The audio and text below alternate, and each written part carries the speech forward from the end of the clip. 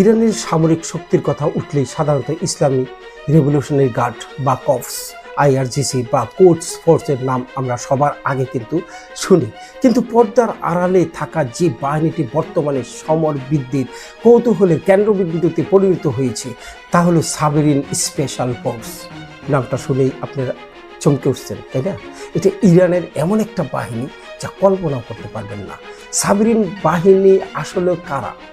Saverin হলো IRGC ground ফোর্সের একটি বিশেষ ইউনিট, যা 2000 সালে এটি প্রতিষ্ঠিত হয়। মূলত ব্রিটেন, ইসরায়েলের এলিট স্পেশাল ফোর্সের আদলে অত্যন্ত গোপনীয় সাথে এই বাহিনীটি গড়ে তোলা হয় ইরানের পক্ষ থেকে।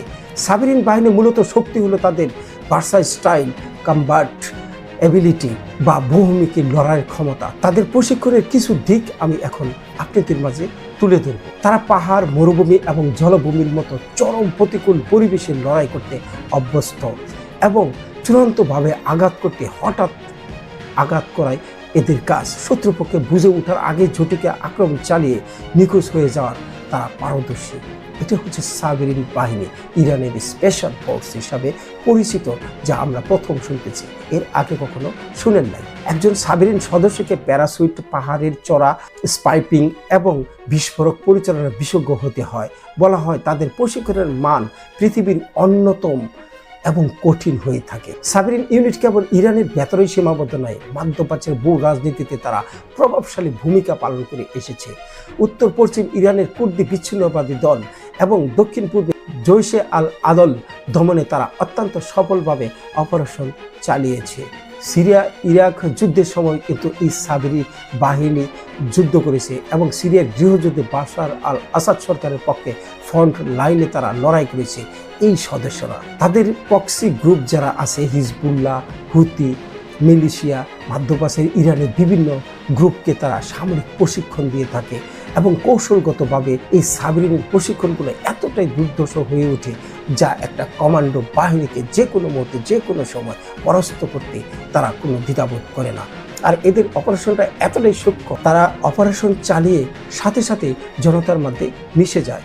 কিন্তু যুক্তরাষ্ট্র বা অন্যান্য দেশের যারা কমান্ডো ফোর্স আছে তারা অপারেশন চালিয়ে চলে যায়, কিন্তু ইরানের এই সাবেরিন বাহিনী কমান্ডো অভিযান চালিয়ে তারা সরাসরি তাদের অভিযান বা মিশন সাকসেসফুল করার পরে তারা জনতার মধ্যে মিশে যায়। ততক্ষণ না পর্যন্ত তারা থেকে যায় যেই পর্যন্ত পরবর্তী মুভমেন্ট জনতার মধ্যে কী তৈরি হয় সেই বিষয়টার সমস্ত তথ্য ইরানকে পৌঁছে দিয়ে তারপরে তারা দেশে ফিরে। এটাই হচ্ছে সাবেরিনের স্পেশাল দক্ষতা। এখন বিশ্বের নজরে এই মিসাইল প্রোগ্রাম বা পরমাণু প্রোগ্রামের ভিতরে না, এখন অপ্রতিসম যুদ্ধ কৌশলে সাবেরিন ইউনিট উঠেছে ইরানের তুরুপের তাস হিসাবে।